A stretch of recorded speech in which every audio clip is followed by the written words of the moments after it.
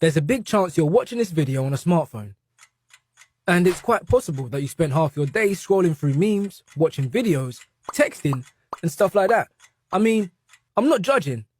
I just know the way it works. Usually, you don't realize it's an addiction until something horrible happens. That was my case exactly.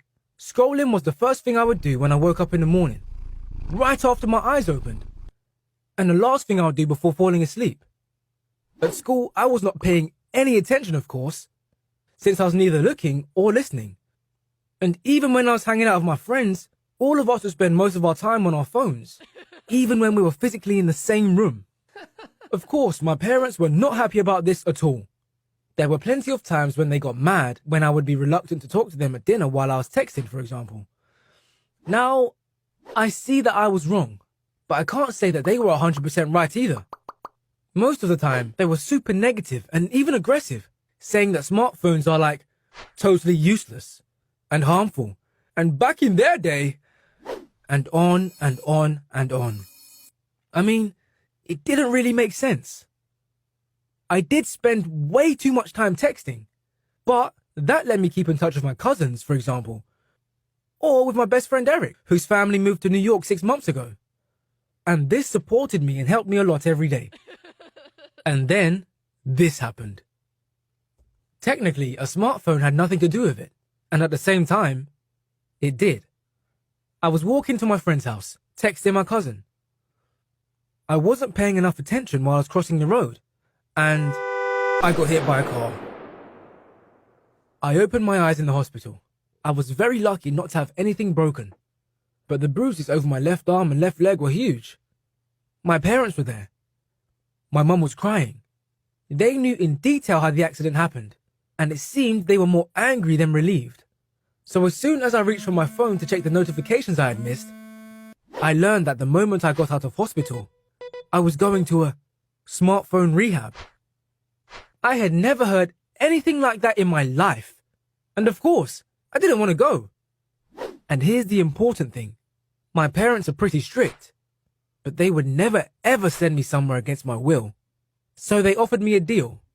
If I went through the rehab and came back still sure that there was nothing wrong, they would never say another word about me being on my phone. And that sounded fair. So in late May, I got out of hospital, and on the first day of summer break, I went to the rehab center. It turned out to be a pretty comfortable resort, but of course, from the very beginning, I hated it. Right after my arrival, they took my phone, and I would only get it back once the program ended. And there were no digital devices there, not even a single TV. When I woke up on my first morning, I felt miserable. Some of you are probably thinking that I'm being whiny, but okay, just imagine for a second, you cannot text anyone. You have no idea what's going on with your friends, and the FOMO is just killing you. You don't even know what's going on in the world, since the only news sources are newspapers delivered daily by the mailman. A couple of days passed, and I still hated the rehab. But I got to know some of the guys there, so everyone was around 13 to 18, and each had their own story. For example, Greg, who was the first guy I got to know. He was sent there when his parents saw that he was so distracted every day that he couldn't even study anymore. He arrived one day before me, and he was also not happy about it. In fact, we felt so bad, we thought of a plan. At night, 2 adults were at the center with us, our supervisor and the security guard. The lockers with our phones were right next to the guard, who would fall asleep almost every night. The supervisor was a very disciplined woman who didn't seem to get sleepy ever.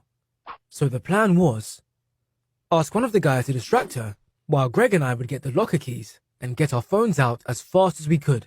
We didn't even need to get them back there, because as long as the lockers would be closed, no one would guess that they were empty. So we decided to take action the same night. Greg's friend Mike told the supervisor he wasn't feeling well, so she left her room to check what was wrong with him. While she was away, we grabbed the keys, snuck past the guard quietly so we didn't wake him up, and there they were, the lockers with our belongings. It was so easy I could not believe it.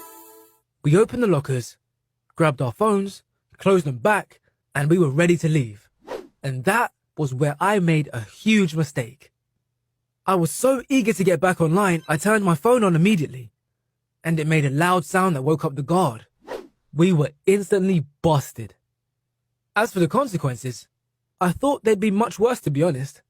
The supervisor turned out to be very kind and understanding. The worst part was, in fact, dealing with myself, because that was the point I realized that my addiction was real. I mean, to come up with a plan like this to spend a few hours online. As time went by, I even started to enjoy the whole thing. There was so much to do. We could play outside any sport that existed, except for the ones with horses, I guess. We could read a lot, play board games, and of course we had group sessions. We were even meditating twice a day. Some of the habits will probably stay with me forever. So when it's all finished, I was still happy to get home and get all my devices back. I can't say that I don't need a smartphone anymore, but I at least learned how to control myself. I'm not one to lecture, but it turned out that compulsive smartphone use is connected to our brain chemistry and a substance called dopamine. I recommend that you look up how this works, as it really helped me to understand myself better. So this is my story of curing an addiction at the age of 16. Is your smartphone a problem in your life? Share your stories in the comments. And maybe put that thing away.